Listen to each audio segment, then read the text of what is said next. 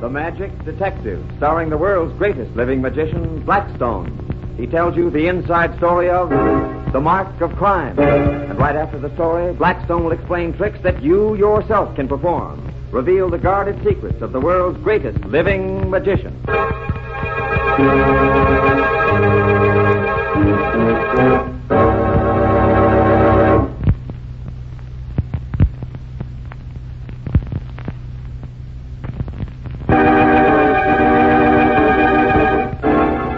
And now, stand by for Blackstone, the Magic Detective.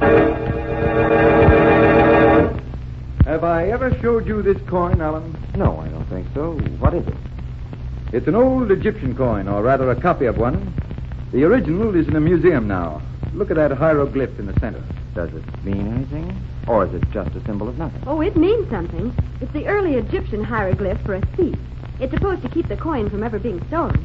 Does it? Well, I don't know that it always would, but it did once, Alan. Do you mean that the mark itself saved it? Mm-hmm, that's right. What's the story? Rhoda and I were staying out at Claude Havelock's country house for the weekend. One afternoon, as we were sitting in the garden... Blackstone! Blackstone, come here! Hey, that's Mr. Havelock calling. Oh, we'd better go see what he wants. Come on, Rhoda. Sounds as though we were in the library. Here we are. In through this door. Blackstone! I'm coming, Claude. Thank goodness you got here. Look at that. Oh, what is it? Look at the desk. Look at it. We are. What about it? Well, it's sort of a mess, but that's all. Fools, both of you. Can't you see it's been rifled? Rifled? You mean somebody was trying to steal something? Of course that's what I mean. Oh, was anything missing? What's up, Claude? I heard you shouting a while ago, and it sounded as though something might be the matter. Something is the matter, Harry. Someone was trying to find my coin collection. Great Scott, a thief? And the worst of it is that no one could have gotten in here except the servants or my guests. By the way, Harry, would you ask all the guests and servants to come here? Sure. What's the idea of bringing the whole crowd in here? Well, you want to find out who was rifling your desk, don't you? Why, of course, but I don't... I think I can find out for you. How? You'll see. Oh, step right in this way, folks, if you will, please. And line up against the wall over there. All right, now, if you please, quiet. Now, someone's been in here and rifled Mr. Havelock's desk. Someone of you. Was anything stolen, Mr. Havelock? Fortunately not, thanks to the secret panel. What secret panel? I keep my collection of coins hidden behind a secret panel in this desk. Would you mind showing us where it is, Claude? Of course I'd mind. One of you is a thief, and I'm not going to show that thief where my valuables are kept. Now, really, Blackstone. Well, you're going to take those coins down to the safety deposit box tomorrow. Won't hurt to show us the panel now, and it may help. Well, all right, but it seems silly to me.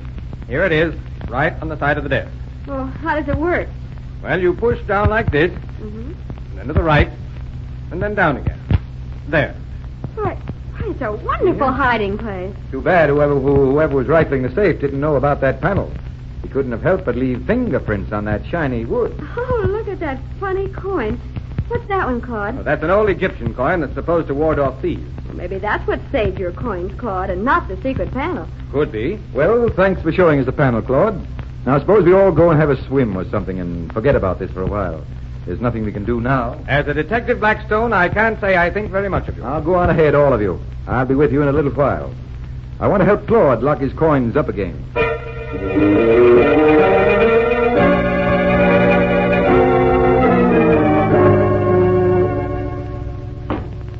What's the idea of calling me away from my swim, Blackstone? Have you found out anything? No, not yet, Rhoda, but I baited a trap for the crook. Hmm? We're going to stay here outside the side door to the library and see what happens. Do you think somebody will come and steal the coins right now? It's now or never. Those coins are going into the bank in the morning. Uh-oh. Your gloves, Blackstone. We better get them. You told me down by the pool that you left them on Claude's desk. I'll get them later. Listen, I don't hear anything. someone's in the library. Quick, we've got to see who it is.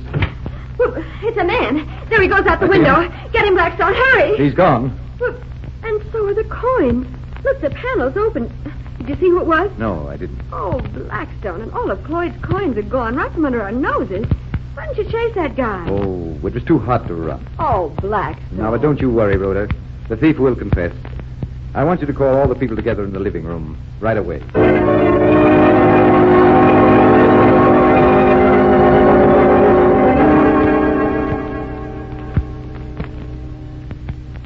Lord Havelock's coins have been stolen from the secret panel. One of you took them. But the thief made one great mistake. He also stole the Egyptian coin that guards against stealing. And that coin will make the thief confess. It will brand him as the criminal. Oh, come now, Blackstone. This is just a legend. A legend that will prove to be true, Claude. Mrs. Glade, may I see the palms of your hands? What are you doing that for? On the palm of the hands of the thief, there will be a mark. A mark telling us that we've found the thief. There's nothing on your hands, Mrs. Glade. Mr. Reynolds, may I see your palms? Nothing there. Mr. Hanscom? No, nothing. Mrs. Fellows? Nothing. Claude, quick, catch Harry Jenkins before he gets away. I got him. And you've got your thief. Now, see here, Blackstone. This has gone far enough. Look at his hands, Claude. The mark from the coin. It's the same hieroglyph. Yes, the same hieroglyph. And I think you'll find that Mr. Jenkins has the coins hidden somewhere on him.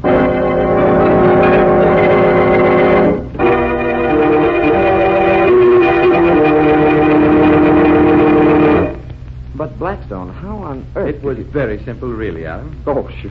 Nothing to it. Well, you remember I announced to Rhoda down by the swimming pool that I'd left my gloves on Claude's desk? Yes. I had also remarked that the panel would be a perfect place to find the fingerprint. I was fairly sure that the thief would take my hint and wear gloves when he opened the hiding place. So I left my gloves for him. It was a very hot summer, and I thought that perhaps he wouldn't have brought gloves with him. You're very thoughtful, Blackstone. But that mark, Blackstone, the hieroglyph from the coin, how did that get onto Jenkins' palm? I stamped an impression of the coin on the inside of each glove, using the coin itself and an ink pad I found on the desk. I used a great deal of ink, and when the thief put on the gloves, the impression transferred itself to his palm. So that's how another mystery was solved by magic. Yes, Alan, that's how. What preparations do we make for today's trick, Blackstone? Well, we need just one pack of cards, Alan, and one large handkerchief. Blackstone, you wouldn't be going to try one of those take-a-card tricks on us, would you? Just that, Rhoda. Now, take a card from this pack after you shuffle and cut it. Then keep the card. I have one. Now what do you do? I hold the pack in my left hand and drape a large handkerchief, like this, over it. Now what do I do? You keep quiet and watch me. Oh. I place the pack on this table, still under the handkerchief, and step back. Any reason the pack has to be covered? Of course. You'll see why in a moment. Rhoda, Yeah? slip your card under the handkerchief and into any part of the pack you want it to go. Keep it face down so Alan and I can't see what it is. Oh, I can't see what I'm doing. I'll have to hold the pack through the handkerchief with my left hand so the cards won't slip away on the table when I push my card into the pack. Well, there's no harm in that. Are you ready? Ready? Blackstone, you mean the handkerchief has to be over the pack so you can't see where Rhoda put the card? That's exactly the idea. Now I square the pack, which stays under the handkerchief, so Rhoda's card won't stick out in odd ways and reveal itself. May I feel the pack for myself to make sure it is squared, Blackstone? Not that I don't trust you. It's quite all right, Alan. A certain amount of checking up on a magician is only common sense. Alan Kent, how long are you going to play detective around that hidden pack? Let's get on with it. I'm curious. Well, Alan, are you satisfied that it's all square, if not quite above board? Yes, seems all right, Blackstone. Now, I'll pick up the pack of cards, still covered by the handkerchief, in which Rhoda's card is now included, and which is known only to her. I will look through the pack and find it. Seems like mind reading. It's a trick, Alan, but a little concentration on Rhoda's part will help. I'll turn away. I can concentrate better that way. You mean looking at me distracts you, Blackstone? He'll concentrate better if he can't hear you either. True. I think I have it. I hold your card here in my hand. Name it, Rhoda. The two of spades. Well, does this look anything like it? Well, He found it. oh, Rhoda, do you realize that is the two of spades and this man expects us to fathom his secret while he deserts us? I'll be back shortly. Now, start thinking, both of you. my mind is a complete blank. For once I feel no superior stirring of gray matter myself.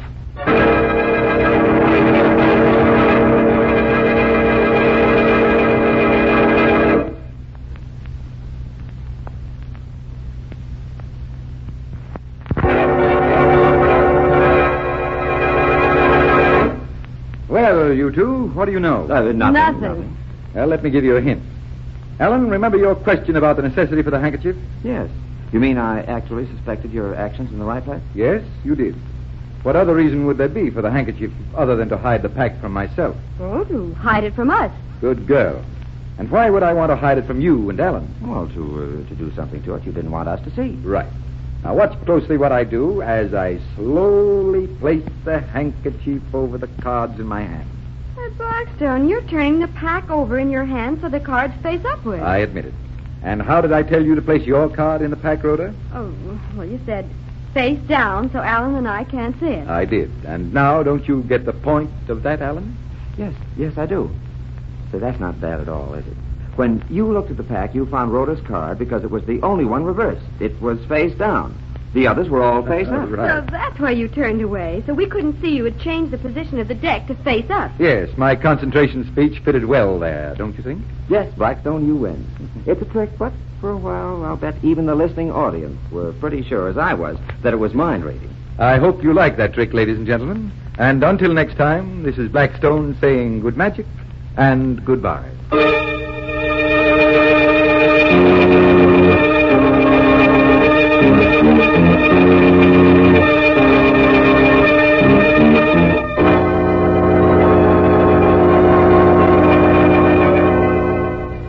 Be with us next time when the world's greatest living magician, Blackstone, tells us the story of the Crawling Death and explains more tricks that you yourself can perform. Listen in again to Blackstone, the world's greatest living magician.